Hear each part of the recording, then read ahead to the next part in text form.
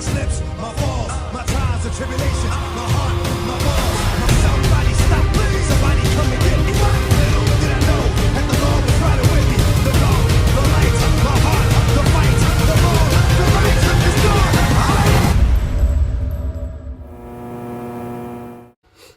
Hey, what's going on out there, YouTube family? This is Samuel Leggett representing Team JVS. I apologize for the video quality. I couldn't find my SD cards, and son's been a little sick the past few days, so this review is coming out a little late, literally on the day of release. I apologize.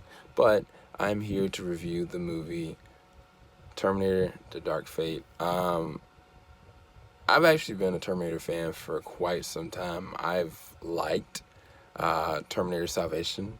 I thought the prowess of Terminator Genesis was very compelling, very interesting, especially with Emilia Clarke and Jack Hartnett being in the fold. I always think that Terminator Judgment Day is one of the most amazing, 90s and action films kind of ever made and conceived. And Terminator 1, if you've never seen it, is literally a hardcore classic. Where does this movie fit in that?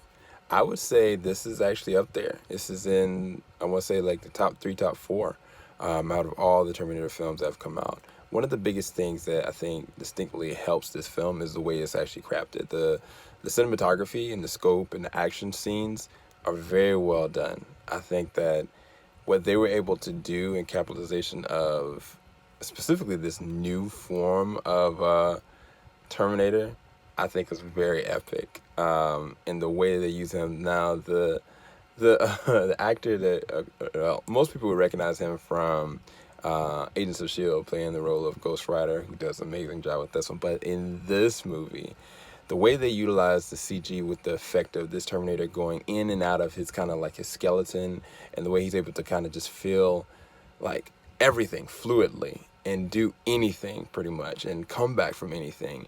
I think one of the things that the role Mackenzie, who plays the role of Grace, she's like, this model, you don't fight, you don't combat, you run from. And I was like, oh my gosh. Because, I mean, she's biologically enhanced, you know what I'm saying?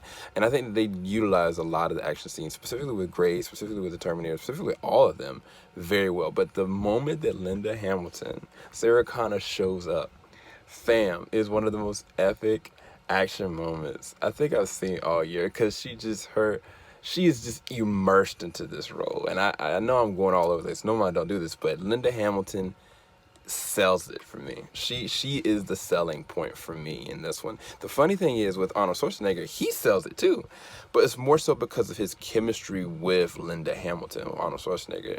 I think that they do something very interesting with him that is unexpected, and I would say downright hilarious, but at the same time very heartwarming, very intriguing, and something they've never really done before with these. I think they've dabbled into this. And one of the other things I would say, that this one is a direct sequel to Terminator 2.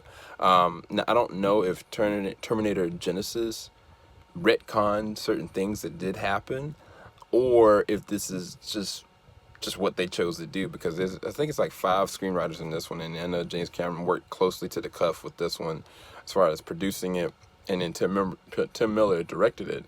Now, I think that's the reason why a lot of these action moments were pretty epic. Again, visually, I think they were stunning. I think the soundtrack was actually really good by Junkie XL. Soundtrack was really dope in certain moments. The acting, I think that, sadly, the role of Danny Ramos is the movie centered around her, as far as the Terminator is trying to come back to kill her, and we don't know why. And I'm going to leave that up for interpretation later on. When you watch the movie, you can tell me what you thought.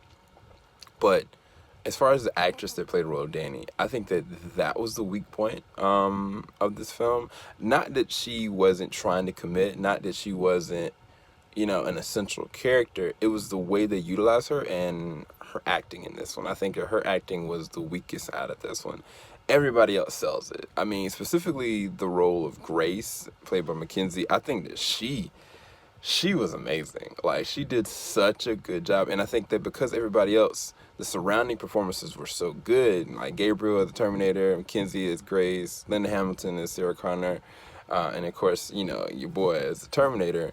Like, it just, she needed to work on the same level that Linda Hamilton worked, you know, with the original Terminator and with T2. And unfortunately for me, she just did not sell it. There's some moments that kind of like undercut for me, and it kind of came off a little cringy.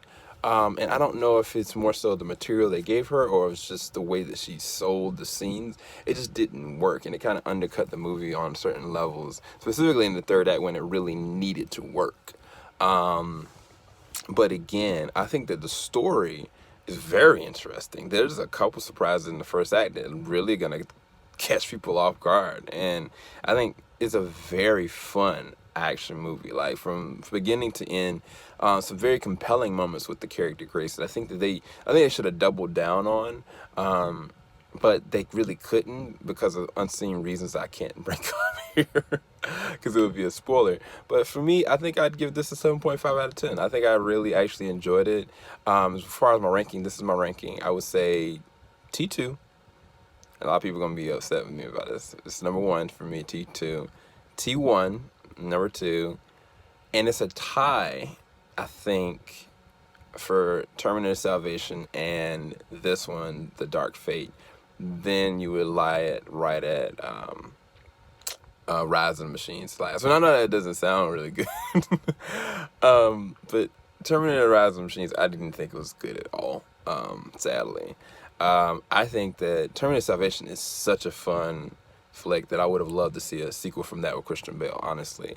And I feel the same as that way of kind of about this one. It's just they're going to have to do some other things as far as with the character of Danny that I don't know, to make up for the flack of certain things. But either way, hopefully you guys enjoyed this review. Let me know what you guys thought about it once you see it. Make sure you leave a like. Make sure you subscribe. Make sure you hit that bell button. Keep it locked. JVS, we ain't gonna stop. Again, sorry for the video quality, guys. I'm tired. Peace.